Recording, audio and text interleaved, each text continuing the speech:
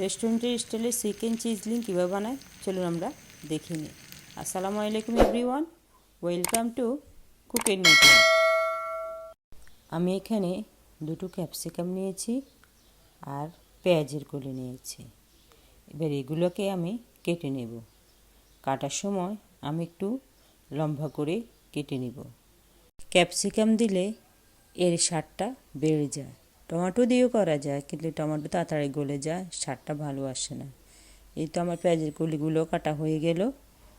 এখানে আমি কিছু চিকেন নিয়েছি, তার মধ্যে 1 চামচ আদা বাটা, 1 চামচ রসুন বাটা, হাফ চামচ গোলমরিচ গুঁড়ো, 1 চামচ লবণ আর 2 টেবিল চামচ সয়া সস দিয়ে দিচ্ছি।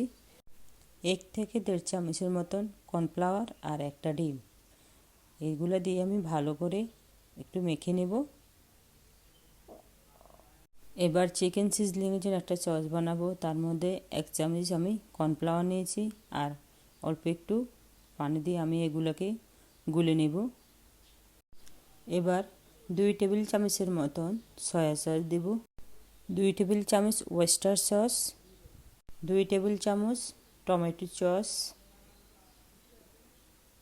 1 থেকে 1.5 চামচের মতন সাদা সিরকা। ভালো করে এটাকে গুলিয়ে নেব। এবার কড়াইতে কিছু পরিমাণ তেল দিয়ে আমি এই চিকেনের পুরগুলো ভেজে নেব। আপনারা চাইলে এটা গরু মাংস দিয়ে করতে পারেন। আমার হাতের কাছে চিকেন ছিল, তো আমি চিকেন দিয়ে করছি। গরু মাংসটা আপনাদের সাথে একদিন শেয়ার করব। লাল লাল করে এগুলাকে ভেজে নেব। ভেজে নেওয়া হয়ে গেলে এবার আমি একটি ডিশে এটাকে উঠিয়ে নেব। অন্য একটি প্যানে কিছু পরিমাণ তেল, তার মধ্যে কিছু আদা কুচি আর রসুন কুচি দিয়ে এগুলাকে ভেজে নেবেন। এবার কিউব করে কাটা কিছু পেঁয়াজ আমি এর সাথে একটু ভেজে নেব। আমি যে চিকেনগুলো ভেজেছি এবার সেগুলো এখানে আমি দিয়ে দেব। চুলার আঁচটা কিন্তু হাইটে রাখবেন। চিকেন সিজলিংয়ের জন্য যে সসটা আমি রেখেছি এবার আমি এটা দিয়ে দেব। এবার একটু নেড়ে চেড়ে আমি 3 ধরনের ভেজিটেবল দিয়ে দিচ্ছি এখানে। এবার এগুলোকে আমি আস্তে আস্তে করে নেড়ে চেড়ে নেব। এবার 1 চামচের মতন গোলমরিচ গুঁড়ো দেবো আমি এখানে। তারপর আমি নেড়ে চেড়ে নেব। আপনারা চাইলে কিছু চিনি অ্যাড করতে পারেন, কারণ আমি ঝাল পছন্দ করি। আর বেশি রান্না করা যাবে না, কারণ ক্যাপসিকামের কালার নষ্ট হয়ে যাবে।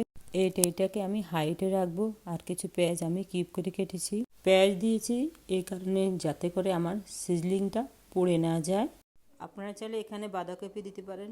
এবার আমি কিছু বাটার এখানে অ্যাড করব। এই সিজলিংয়ের ধোঁয়াটাই সবচেয়ে মেন। তৈরি হয়ে গেল আমার চিকেন সিজলিং। সবাই ভালো থাকবেন। আল্লাহ হাফেজ।